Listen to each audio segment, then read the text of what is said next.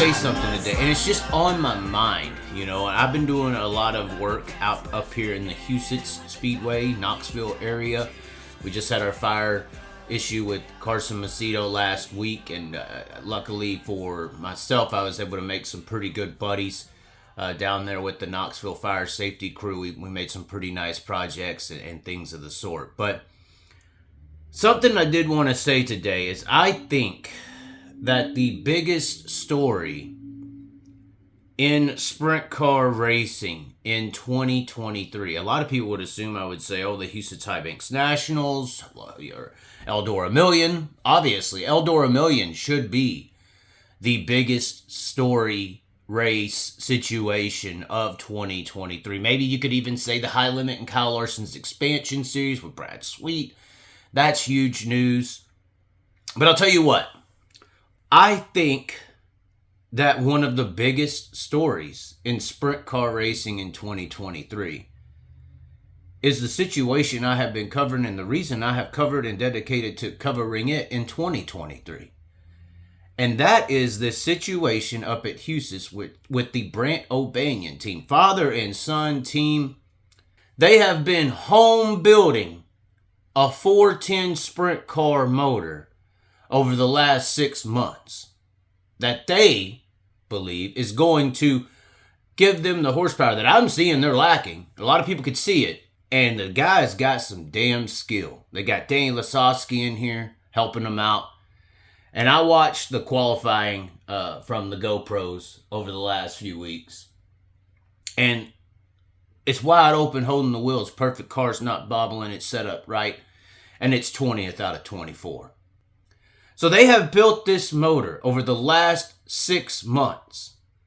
And as we speak right now, it is in a car on its way to Engler to get chassis dynoed and tuned. And when that motor comes back, and Mr. Engler, Tim over there, has done his tractor pulling magic, and they drop that damn motor into that 47, and it's supposed to be a pretty good hammer, at least for Huset's. And it goes to Huset's to compete. And instantly, a home-built 410 motor is in the same ballpark and is racing against the name brands that run the sprint car racing industry. The Riders, name them all, the Riders, the freaking Kesslers, go down the damn list, the Morrisons, the Charlie Garrett, go on down. I mean, there's so many marquees. There's about 4 or 5 marquee names, the Shaver, all this stuff. When this whole, if, and this is why I say it's a story, because the story's never written. If this home-built motor in the sprint car racing industry does what I'm thinking it's going to do, because I'm watching it, and it is going to give so much hope to the sprint car racing industry, because money has dominated this damn sport for a long, long time, especially in the engine department. Especially in the engine department. And all these 305 and 360 guys spending anywhere from 25 to 40,000. Now, obviously, they could have a potential option to assemble their own motor for the first time ever and compete at high-level 410 racing. And honestly, that's what needs to happen so the World of Outlaws can get out of the Midwest and the East Coast in one trip to the West Coast. They need other areas to start having regular 410 sprint car racing action. Yes, you need probably the best. This motor probably won't go to Knoxville and qualify with the best of them. But it will go to the majority of the tracks. I think it could go to a Port Royal. I think it could go to a Williams. Something that isn't as locked down, hooked up, because, surfaces are different. But this is a premium motor that these guys have built in the $25,000 to $30,000 range over the last 6 months. That I don't know if is that even, like, I wanted to go with them to England. I'm going to stay back and cover Brant and everything because I really enjoy the weekly racing at Huset's and really want to support the guy. But I really wanted to go to England because I am very, very curious. When's the last time that Tim Engler had a home-built winged 410 sprint car motor on his chassis dyno? Who does that? That's more rare to me than $1 million to win. That's more rare than a lot of things and more impactful for the sport. Because we're pretty sure, I think, that whoever wins the million, it's just going to be a rich get richer situation. It's not necessarily going to help or influence the working class of the racing world to develop or increase car counts or become more enthusiastic about the future of their operation because they don't have a slapped team logo on their vehicle. That they could maybe potentially go out there and build their own success. The American dream. No dependency on corporatism. Like this sprint car world definitely has become.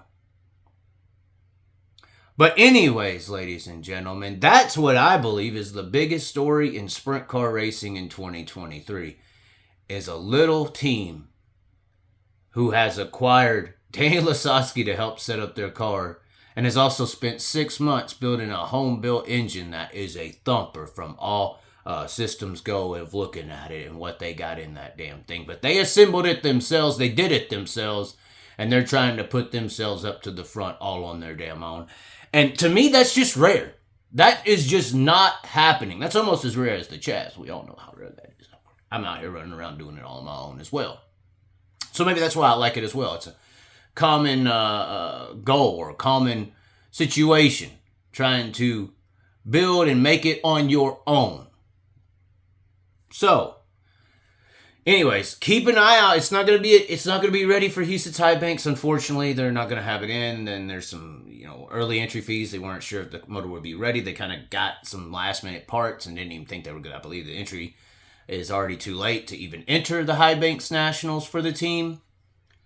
But this is the biggest, in my opinion, story of 2023 and sprint car racing in general. This is a game changer. The motor engine builder cartel being challenged by a little guy in his shop who built his own damn motor. Father-son team. Just unbelievable. Great, amazing story that is going to be playing out here in the upcoming future. So stay tuned. Obviously, we've been doing content around the team. We are going to keep an eye out on this scenario as it develops, and it's going to be a damn good one. Let's just hope that dyno run goes well at Winkler. I mean, hey, it's home built. You never know. Things can go wrong when you don't pay $40,000 to $50,000 to have somebody assemble it for you. Anyways, ladies and gentlemen, as always, thanks for tuning in. Be sure to subscribe, and we will catch you next time. Oh, by the way, Tuesday, Prelude to the High Banks.